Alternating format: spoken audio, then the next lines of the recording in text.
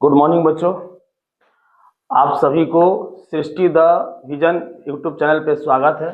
और आज हम लोग क्लास 12 का एक बहुत बढ़िया चैप्टर जिसका नाम है ह्यूमन रिप्रोडक्शन, जो चैप्टर नंबर 3 हमारा है। इससे बहुत सारे आपके बिहार बोर्ड हो, नीट हो, कंपटीशन हो, बहुत जगह इससे क्वेश्चन पूछे जाते हैं। तो आज हम लोग बहुत बेहतरीन ढंग से ताकि ऐसा पढ़ेंगे ताकि हर जगह का क्वेश्चन हम लोग कवर अप कर लें।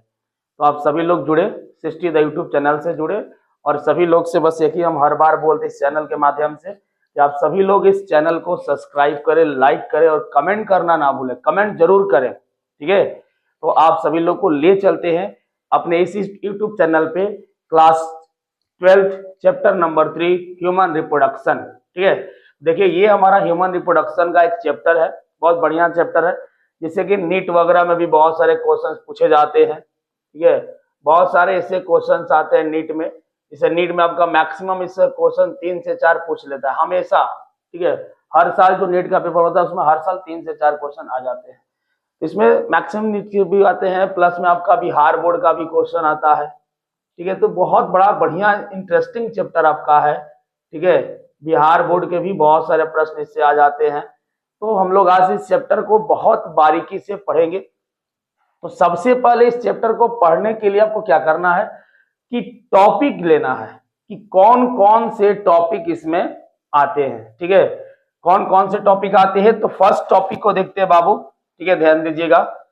फर्स्ट टॉपिक हमारा है मेल रिप्रोडक्टिव सिस्टम। क्या है?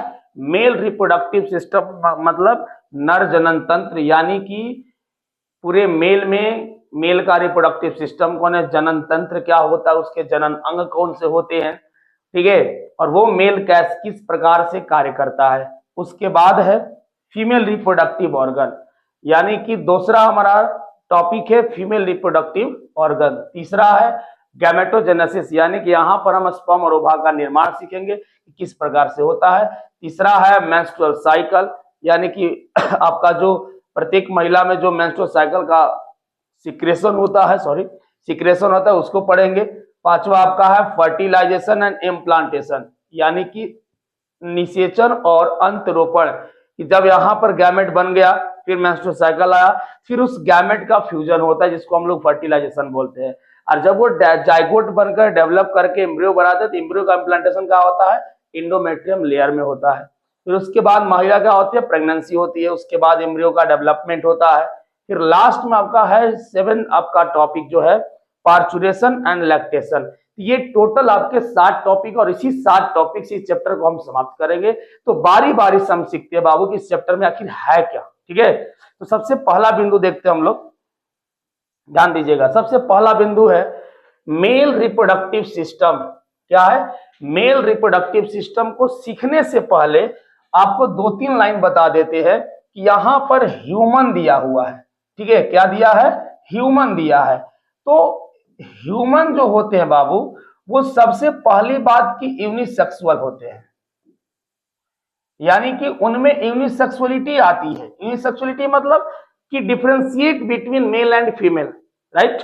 कि यूनिसेक्सुअलिटी का मतलब होता है कि नर अलग होते हैं और मादा अलग, यानी कि मेल अलग होते हैं, फीमेल अलग होते हैं। दूसरा बात कि ये रिप्रेजेंट ऑफ, ठीक है, रिप्रेजेंट ऑफ सेक्सुअल डायमॉर्फिज्म, ठीक है, सेक्सुअल डायमॉर्फिज्म।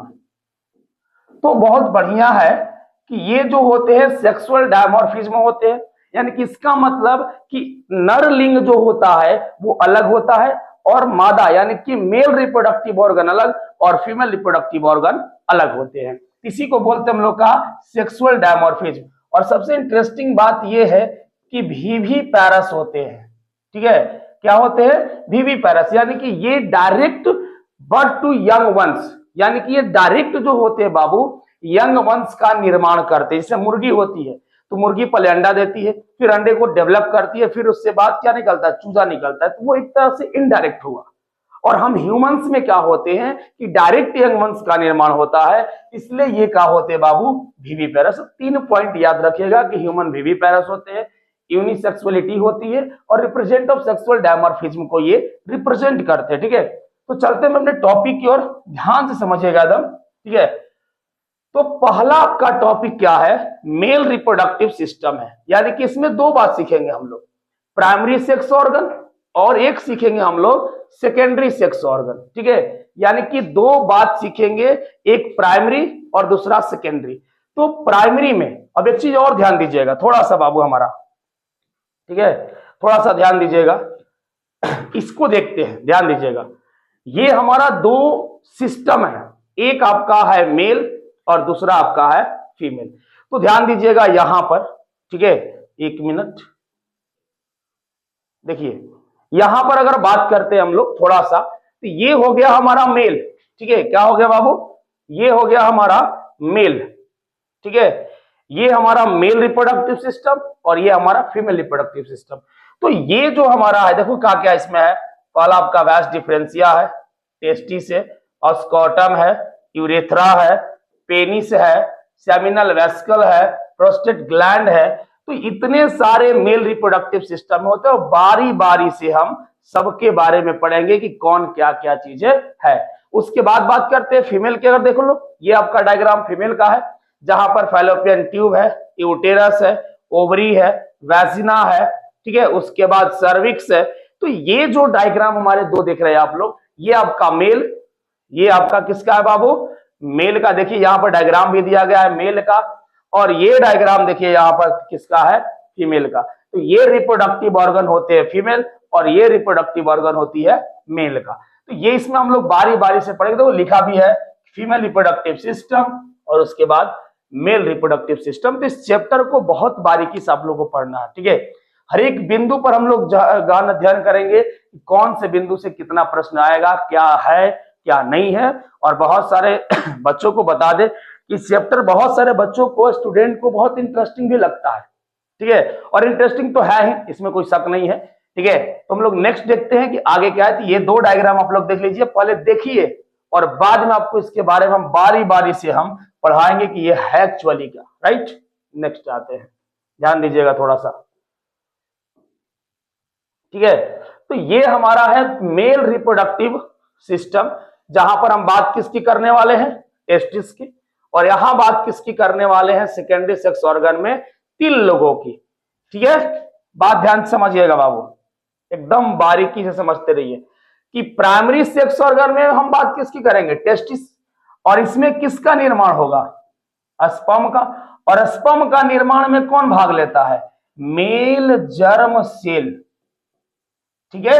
यानी कि मेल जर्म सेल से फॉर्मेशन ऑफ स्पर्म, यानी कि स्पर्म का निर्माण होता है, ध्यान दीजिएगा। तो ये जो टेस्टिस होते हैं, टेस्टिस, ये स्पर्म का निर्माण कहां करते हैं, टेस्टिकुलर लोब्यूल्स में, और टेस्टिकुलर लोब्यूल्स में होते हैं सेमिनिफेरस ट्यूबुल्स, राइट। तो हम लोग जैसे जैसे आगे बढ़ेंगे वैसे वैसे पढ़ेंगे, बस इतना समझिए कि स्पर्म का निर्माण जो होता है वो कहां पर होता है, टेस्टिस में होता है, राइट। उसके बाद बाबू बात करते हैं हम लोग सेकेंडरी सेक्स ऑर्गन में 3 चीज है। पहला है एक्सटर्नल जेनेटेलिया, दूसरा है एसेसरी ग्लैंड, और तीसरा है गुड़ा एक्सेसरी डक्ट। यानी कि 3 लोग हैं, सेकेंडरी सेक्स ऑर्गन और प्राइमरी सेक्स ऑर्गन, किसका, मेल रिप्रोडक्टिव सिस्टम का। आया समझ में, तो ध्यान दीजिएगा, एकदम बारीकी से समझिए बाबू, एकदम आराम से पढ़िए, कोई दिक्कत नहीं है, ठीक है। तो ये है मुना प्राइमरी सेक्स ऑर्गन और सेकेंडरी सेक्स ऑर्गन, ठीक है। ध्यान दीजिएगा थोड़ा सा, चलिए उसके पहले हम इसको थोड़ा सा देख लेते हैं, ध्यान दीजिए, उसको पढ़ाएंगे, अभी जस्ट आ रहे हम 2 मिनट, थोड़ा सा पेज इधर उधर हो गया है, उसके लिए सॉरी, ठीक है। ध्यान दीजिएगा गैमेटोजेनेसिस, ठीक है, गैमेटोजेनेसिस हम बात करते हैं, लेकिन उसके पहले हम बात करेंगे किसकी, रिप्रोडक्टिव इवेंट की बात करेंगे, सॉरी, ठीक है। चल देखिए, कोई दिक्कत नहीं है, हम लोग बात करते हैं किसकी, रिप्रोडक्टिव इवेंट की। तो सबसे पहले क्या होगा, गैमेटोजेनेसिस फर्स्ट नंबर 1 पे होंगे। इसमें किसका निर्माण, एक आपका स्पर्म का और दूसरा आपका ओवा का। दूसरा नंबर में इंसेमिनेशन, यानी कि सेकंड नंबर पे क्या हमारा है, इंसेमिनेशन। अब इंसेमिनेशन क्या होता है, थोड़ा सा खाली देख लीजिए, ये आपको हम बताएंगे जब डायग्राम बनाएंगे, तो कि ये जो फीमेल रिप्रोडक्टिव ऑर्गन होते हैं हमारे इस तरह से, और ये जो हमारा वैजिना होता है, ठीक है, तो यहां से जो स्पर्म एंट्री लेते हैं, यानी कि एंट्री जब लेते हैं, इसी को हम क्या बोलते हैं, इंसेमिनेशन, यानी कि जब मानव का सीमेन, यानी कि ह्यूमंस का जब सीमेन फीमेल के वैजिना यानी कि रिप्रोडक्टिव ऑर्गन में एंट्री मारता है, इंटर करता है, प्रवेश करता है, उसी को कहा जाता है क्या, इंसेमिनेशन। उसके बाद है बच्चा तीसरा नंबर पर फर्टिलाइजेशन। क्या है, फर्टिलाइजेशन, यानी कि इसका मतलब क्या होता है कि ये स्पर्म और ओवा जो होते हैं एक दूसरे से फ्यूज करते हैं। क्या करते हैं, फ्यूज करते हैं। इस प्रक्रिया को कहते हैं हम लोग का फर्टिलाइजेशन। उसके बाद आता है चौथे नंबर पर, ध्यान दीजिएगा, चौथे नंबर पर आता है formation and development of blastocyst. तो आपको बताए हैं कि जब जाइगोट बन जाता है तो जाइगोट से डायरेक्ट एम्ब्रियो नहीं बनता है, ये आपको हम बता चुके हैं। यहां पर 4 स्टेज आते हैं। पहला स्टेज मोरुला, दूसरा ब्लास्टुला, तीसरा ब्लास्टोसिस्ट और चौथा जो होता है गैस्टुला। तो यहां पर जब जाइगोट बन जाएंगे तो सबसे पहले क्या आएंगे, लास्ट में आपका होगा ब्लास्टोसिस्ट का निर्माण होगा, राइट। तो ये है formation and development of blastocyst. ये बारी बारी से पढ़ना भी, ध्यान रखना, हम केवल ओवरव्यू कर रहे हैं आपको चैप्टर का, ठीक है। उसके बाद है इम्प्लांटेशन। तो यहां देखिए ध्यान से थोड़ा सा, यहां पर ऐसे 3 लेयर होती है, ठीक है, जिसको हम एक को बोलते हैं एंडोमेट्रियम लेयर, दूसरे को बोलते हैं मायोमेट्रियम लेयर और तीसरे को बोलते हैं पेरीमेट्रियम लेयर। तो यहां पर ये जो होता है बाबू, ये वाला, इसी को बोलते हैं हम एंडोमेट्रियम लेयर, और इसी पर हमारा इम्प्लांट होता है क्या, एम्ब्रियो। क्या होता है बाबू, एम्ब्रियो का इम्प्लांटेशन होता है, ठीक है। तो वो हो गया हमारा इम्प्लांटेशन। उसके बाद है गैस्टेशन। क्या है, उसके बाद क्या है, गैस्टेशन, ठीक है। क्या है, गैस्टेशन। गैस्टेशन के बाद पार्चुरेशन, यानी कि चौथा 5वां नंबर आपका इम्प्लांटेशन, 6 नंबर गैस्टेशन और 7वां नंबर आपका पार्चुरेशन और 8वां नंबर होता है गुरु क्या, लैक्टेशन। तो ये एक सीरीज है कि किसके बाद कौन सी प्रक्रिया हो रही है। तो ये एक तरह का टर्म हो गया। तो टर्म एंड कंडीशन हमसे पूछता है, हर बार क्वेश्चन स्टेटमेंट वाला आता है कि राइट द आपका ट्रू, कौन सा ट्रू है, right the following the true, कौन सा ट्रू, निम्न में से छांटना पड़ता है हमको कौन किसके बाद आया है। ये आपका है नंबरिंग, एक बार इसको स्क्रीनशॉट ले लीजिए आप लोग प्रेम से, ठीक है। ये हो गया हमारा सेकेंड पार्ट, देखते हैं हम लोग है, ठीक है, सेकेंड पार्ट देखते हैं। चलिए, तो ये हो गया हमारा गैमेटोजेनेसिस। ये क्या हो गया हमारा, गैमेटोजेनेसिस। गैमेटोजेनेसिस का मतलब जहां पर फॉर्मेशन ऑफ गैमेट हो। क्या हो बाबू, formation of gamete, right, formation of gamete, यानी कि स्पर्म और ओवा का क्या हो, फॉर्मेशन हो, निर्माण हो, उसे कहा जाता है क्या, गैमेटोजेनेसिस। उसके बाद अगर हम बात करते हैं स्पर्मेटोजेनेसिस, यानी कि 2 इसमें टर्म आते हैं, एक आपका स्पर्मेटोजेनेसिस, ठीक है, और एक आपके आते हैं oogenesis। देखिए यहां पर थोड़ा लिखना भूल गया है, ठीक है। क्या होता है, oogenesis, ध्यान दीजिएगा, oogenesis, ठीक है। एक होता है स्पर्मेटोजेनेसिस और एक होता है oogenesis।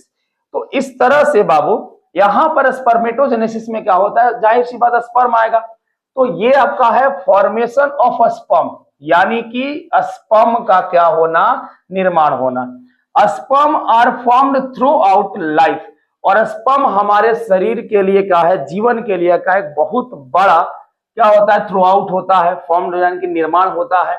स्पर्म अगर नहीं रहेगा तो हमारे लाइफ आगे नहीं ग्रोथ करेंगे, जिससे कि हम लोग फर्टिलाइजेशन नहीं कर पाएंगे, फर्टिलाइजेशन नहीं करेंगे तो हमारे यंग वंश नहीं होंगे, यंग वंश नहीं होंगे तो हमारे स्पीशीज की क्या होगी, नष्टीकरण हो जाएगी। तो कहीं ना कहीं स्पर्म का बनना बहुत बड़ा चीज है। उसके बाद है formation of sperm start at puberty. तो फॉर्मेशन यानी कि स्पर्म का स्टार्ट कब होता है, जब कोई पुबर्टी स्टेज में आता है। पुबर्टी स्टेज का मतलब अगर कोई बंदा 12 से 14 ईयर्स में आता है, जिसको हम लोग मैचुरेशन डेट बोलते हैं, तो 12 से 14 ईयर्स में जब आएगा बाबू, उसी को बोलते हैं हम लोग क्या, पुबर्टी का मतलब परिपक्व हो जाना, अपनी भाषा में जवान हो जाना, राइट। तो ये है पुबर्टी, यानी कि 3 बात स्पर्मेटोजेनेसिस में, 3 बात, फॉर्मेशन ऑफ स्पर्म, स्पर्म का निर्माण, sperm are form throughout life, उसके बाद formation of sperm start at puberty, यानी कि स्पर्म का बनना कब स्टार्ट होता है, जब पुबर्टी स्टेज आती है तब। उसके बाद देखते हैं इधर इसके बाद है दूसरा नंबर में आपका है ओजेनेसिस, यानी कि फॉर्मेशन ऑफ ओवा, एग या ओवम, यानी कि जिसमें ओभा का या एग का या ओवम का निर्माण होता है उसे कहा जाता है क्या, ओजेनेसिस। इसमें stop after a certain age, यानी कि 50 वर्ष के बाद ओभा का बनना बंद हो जाता है, ठीक है, स्टॉप हो जाता है। कब? 50 साल के बाद। उस स्थिति को हम क्या बोलते हैं, मेनोपाउज कहा जाता है। क्या बोलते हैं? मेनोपाउज, ठीक है। क्या बोलते हैं बाबू? मेनोपाउज, ठीक है। उसके बाद है formation start of embryonic life, foetal life, या फीटल लाइफ बोलो चाहे एम्ब्रियोनिक लाइफ बोलो। तो जब फॉर्मेशन स्टार्ट होता है उसी को बोलते हैं हम लोग एम्ब्रियोनिक लाइफ बोलते हैं या फीटल लाइफ बोलते हैं, ठीक है। तो ये 3 पॉइंट थे ओजेनेसिस के और 3 पॉइंट थे हमारे स्पर्मेटोजेनेसिस के। तो ये हमारा टॉपिक था गैमेटोजेनेसिस। नेक्स्ट देखते हैं बाबू, देख लीजिए। नेक्स्ट ये हो गया था आपका, ठीक है, ये बाकी है, ध्यान दीजिएगा। एक लास्ट टॉपिक आपका बाकी है, ठीक है। तो मेल रिप्रोडक्टिव सिस्टम आपको बताया कि प्राइमरी सेक्स ऑर्गन और secondary sex organ. Primary sex organ में कौन आया? टेस्टिस आया। टेस्टिस में किसका निर्माण? स्पर्म का। स्पर्म कौन कौन निर्माण करता है? मेल जर्म सेल करते हैं। सेकेंडरी सेक्स ऑर्गन में, ठीक है, तो सेकेंडरी सेक्स ऑर्गन में 3 जन, एक एक्सटर्नल जेनेटेलिया, दूसरा एसेसरी ग्लैंड और तीसरा आपका एसेसरी डक्ट होता है। तो इसमें आपका स्कॉटम आते हैं, पेनिस आता है, सेमिनल वेस्कल आते हैं, प्रोस्टेट ग्लैंड आते हैं और बल्बो यूरेथ्रल ग्लैंड किसमें? एसेसरी ग्लैंड में, और एक्सटर्नल जेनेटेलिया में स्कॉटम। अब थोड़ा देखिएगा स्कॉटम क्या होता है, ठीक है। स्कॉटम क्या होता है? देखो स्कॉटम यहां पर है, ठीक है। स्कॉटम कहां पर बाबू? स्कॉटम यहां पर देखो दिया है ना स्कॉटम, तो ये आपके स्कॉटम है, राइट। ये क्या है? स्कॉटम है। उसके बाद अभी वैस डिफरेंशिया देखियो आप लोग, पेनिस देख लिया, ये वाला पेनिस हो गया दोनों हमारा, ठीक है। उसके बाद सेमिनल वेस्किल हो गया, प्रोस्टेट ग्लैंड हमारा हो गया, वैस डिफरेंशिया हो गया, ठीक है, इस तरह से। नेक्स्ट ये हो गया हमारा पूरा का पूरा, राइट। आते हैं नेक्स्ट, ठीक है। तो उसके बाद हमारा है एसेसरी डक्ट। एसेसरी डक्ट में वैस difference, epididymis, rete testis, urethra and वैस डिफरेंशिया। और उसके बाद एक लास्ट है हमारा एजेकुलेटरी डक्ट। तो ये सारे के सारे हमारे क्या है? एसेसरी डक्ट है, एसेसरी ग्लैंड है और एक्सटर्नल जेनेटेलिया है। तो अब हम लोग स्टार्ट करने वाले हैं, ठीक है। नेक्स्ट आपको स्टार्ट करेंगे हम लोग क्या? टेस्टिस के बारे में सबसे पहले पढ़ेंगे कि टेस्टिस का स्ट्रक्चर कैसा होता है, टेस्टिस कैसे बने होते हैं, टेस्टिस में क्या क्या चीजें होती है, ये पूरा सारा का सारा चीज, राइट। तो एक बार आप लोग फिर से इसको देख लीजिए, ठीक है। उसके बाद हम लोग यहाँ से चलते हैं। एक ये पूरा का पूरा 7 आपके टॉपिक हो गए।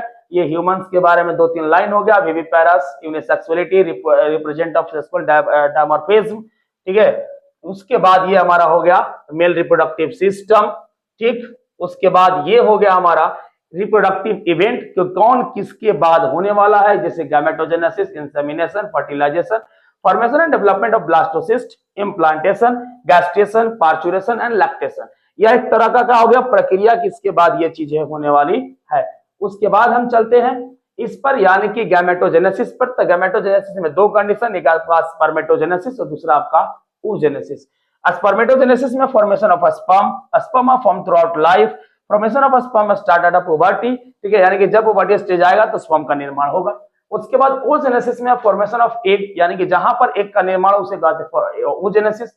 Stop after a certain age, यानी कि ये आपका 50 साल के बाद ओभा का बनना क्या होता है? स्टॉप हो जाए, इसको हम कहते हैं क्या? मेनोपाउज। और लास्ट हमारा formation start at embryonic life कहो या फीटल लाइफ, जब आपका एम्ब्रियो स्टार्ट होता है बनना, ठीक है, तो उसी को बोलते हैं हम लोग का एम्ब्रियोनिक लाइफ, ठीक। तो ये हो गया हमारा 4, ये हो गया 3 और ये हो गया हमारा 2।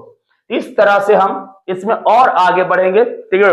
आज इतना ही, और आगे हम लोग चर्चा करेंगे टेस्टिस के बारे में। तो आप लोगों से बस यही रिक्वेस्ट है मेरे मुन्ना लोग कि कहीं जाइएगा मत, और जाते जाते बेल आइकन जरूर दबाइएगा, और सृष्टि द विजन क्लासेस को सब्सक्राइब करना ना भूलें, और इसको सब्सक्राइब करें, लाइक करें, कमेंट करें और बहुत सारा प्यार दे।